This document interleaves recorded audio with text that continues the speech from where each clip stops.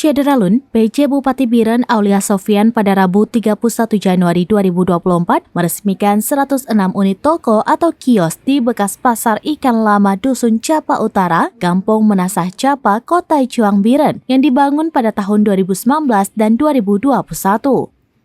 Kadis Perdagangan, Perindustrian, Koperasi dan Usaha Kecil Menengah atau Disdak Perinkop dan UKM Biren, Irfan mengatakan terlambatnya peresmian karena sejumlah fasilitas pendukung saat itu belum ada dan baru dilengkapi akhir tahun 2023 lalu seperti saluran dan pembangunan jalan lingkar di pasar tersebut.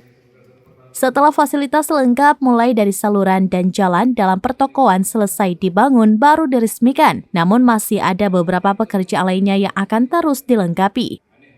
Dijelaskan pertokoan tersebut dibangun mulai tahun 2019 sebanyak 22 unit kios. Kemudian tahun 2021 dibangun 84 unit lagi diperuntukkan bagi pasar kering yang berjualan pakaian, aksesoris, barang pecah belah, aneka plastik, konter HP, dan aneka mainan.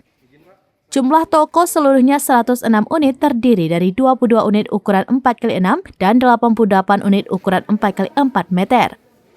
PJ Bupati Biren Aulia Sofyan sangat mengharapkan bangunan yang dibangun dan sudah berusia 5 tahun hendaknya dapat difungsikan sebagai pasar kering.